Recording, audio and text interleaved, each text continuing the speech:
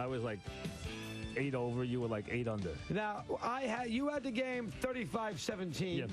Which is very wrong. And I had the game. I had 17, right? I had the game 49-7. You know that. You're good on these. 49-13, 49 is my number. 49 is my number. Keep doing that. So I am 4-6 postseason with a tie. Mm-hmm. You are 3-7 postseason with a tie. Okay. So I won a postseason. No, you don't get anything for the postseason. No. You already lost. You were mathematically eliminated before the postseason started. That puts the football away for a while. And we get ready now for whatever. Here is we're getting ready for Johan Santana. Well, parade tomorrow. And then Santana. And then Johan Santana on Wednesday ushers in the transition. They're looking forward to that. Yes. Kenny in Staten Island. Kenny, what's going on? I better bring some money to put in the cup when I walk in the door. They'll be collecting. Kenny in Staten Island. Kenny, what's going on today? What's going on, guys? Kenny. Mike, Chris, I think I could toot my horn a little bit, predicting that the Giants are going to win a Super Bowl going way back in December. Kenny, no one cares, though, Kenny. That's the only thing. No, Mike, come on. You guys rip me apart Kenny, for excuses. Why I picked it. Kenny, it's not about you today. Kenny, it's about the team. Don't make it about you because we're going to cut you off. Make it about the team today. Well, you know what? I'm a Jet fan, but make it. Kenny, goodbye then. Okay, this isn't about you. I had no idea who you are or what you called. I can tell you right now. We talked to 1,000 people. No one remembers your prediction. I'm sorry. It's not about you today. He's a Jet fan. And you're a Jet fan. Come on, please. Not here. I don't even remember you. I don't even know that you made a prediction at all. Here's Phil Simms. Get some thoughts from him. The CBS analyst, of course, does a great job. Phil, Chris, and Mike, how are you today? I'm doing well. I'm a little jealous today. Why is that, Phil? Because I wanted a parade in New York. That's right. You didn't get one. Are you kidding me? Yeah. Shoot, that is the best thing. When I heard that, I was like, oh, you're kidding. Somebody told me last night as I was boarding the plane to come home, they were going to have a parade Tuesday in New York, and I went, that is awesome. That'll be about as exciting as winning the dang game. That is good, going down that Canyon of Heroes love those parades. where Charles Limbaugh went, and just think about it. Gosh, all the people I've seen have those parades and over all the history and. Better get light. Lindbergh. I said Limbaugh. I mean Lindbergh. Bobby Jones. I got ripped for that. I know. Bobby Jones, Charles Lindbergh. Just incredible. Who else? Eisenhower. Who knows? John Glenn. MacArthur. John Glenn, I think, had one down there. Who knows? Whoever. Heroes. That's what it's for. It's the Canyon of Heroes. What a way to finish it off. And Mike and I, Mike, Chris too. We've talked about it so much. I've never seen such an emotional into a sports season for a football team in a long, long time, and it was truly the climatic ending. And of course, this parade will just be a little bit more of it. So it's been just an unbelievable run. Think of the competition, and as I look back, they went through. That's 4 tough teams they beat. And look at the quarterbacks. They beat Romo, they beat Favre, and they beat Brady in the last 3 games. Wow. I know that's pretty dang good. And quite honestly, I thought as they were doing it, I go, well, the Giants match up well against the Dallas Cowboys. I said, I don't know about the Tampa Bay Buccaneers. I thought the Buccaneers defense would really give them trouble, and they did it. They did a very. We saw the beginning of what we saw all 4 playoff games, really, against the Tampa Bay Buccaneers. Phil, let me ask this, because I think this is critical. And Phil thought the game would be low scoring when he was about the only one. I thought high scoring. The only one. No one thought it would be low scoring. Phil did. He kept stressing that. Phil, let's get to this. If you're doing that game last night. Oh, well, what do you want? Here's what I want to talk about specifically.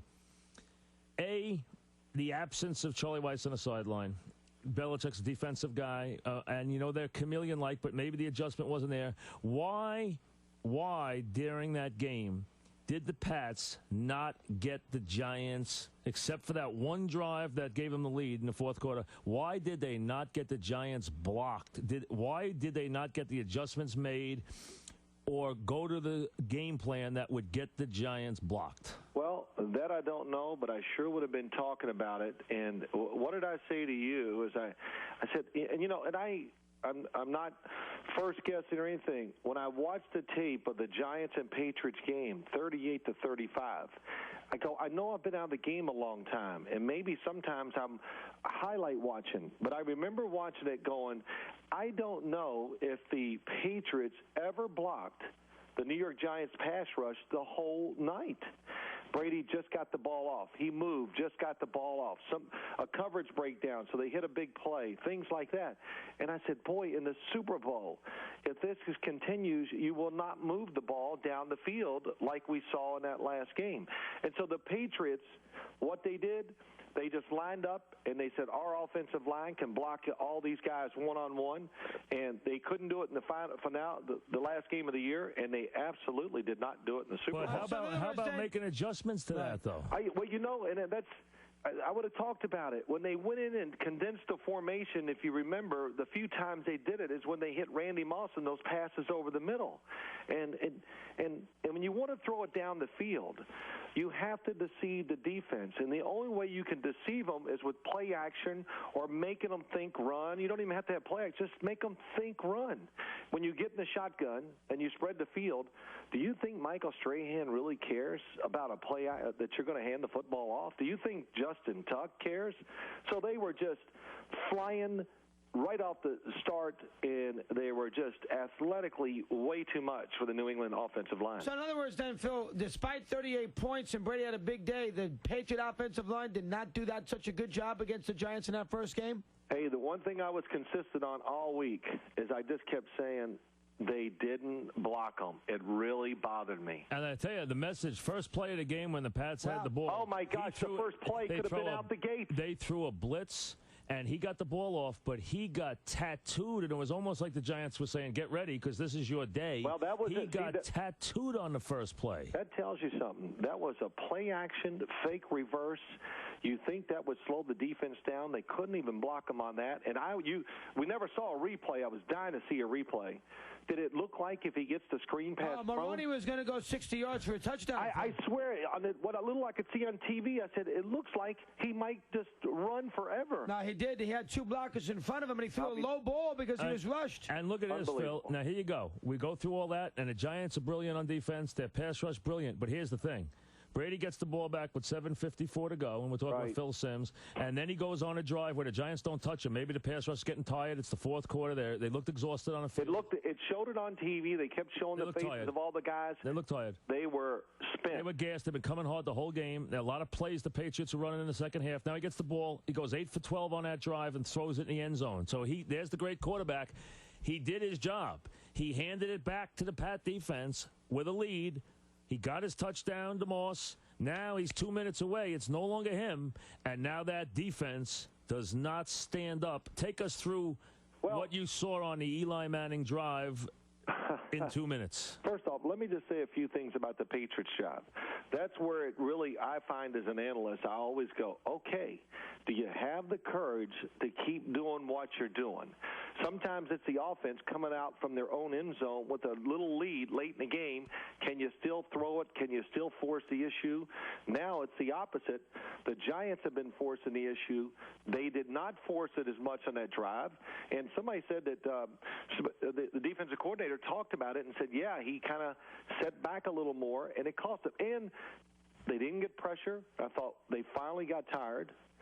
And they double-covered Wes Welker down the end zone. Tom Brady, and that was all shotgun. That whole drive was all shotgun. Tom Brady looked out to Randy Moss, and he shook his hand, which I would think it means a shake route. So Randy Moss was faking a fade and came underneath, and that's too much to ask any corner to cover one-on-one. But the Giants, when they get the football, think about the drive. And I didn't get a chance to hear you guys today.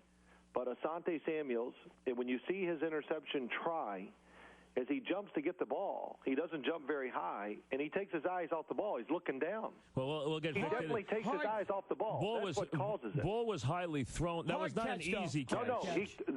Look at it again. Should catch it, though. I agree he should catch it, but it is high. I saw it on TV. Victor, give us that play, please. We're going to play it as you talk, Phil. Go ahead. Watch his head.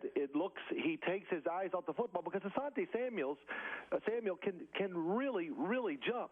He doesn't even get but about 12 inches off the ground because he thinks he's got it, and he's already trying to take his eyes off to see where he's going to come down, and I thought that cost. And the other play that I didn't get to see another replay of, I was dying to see, was Rodney Harrison on the interception on the sideline.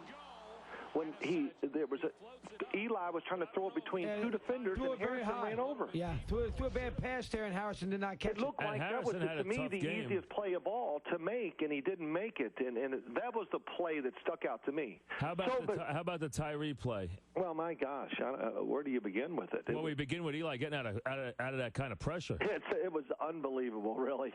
And to Eli's credit, He didn't lose his composure. He didn't, protect the football with both hands and just fall. He kept fighting, and they literally just slung him right out of the pack. I think it was Jarvis Green or Richard Seymour. It was Green. Yeah, it was Green. Slung him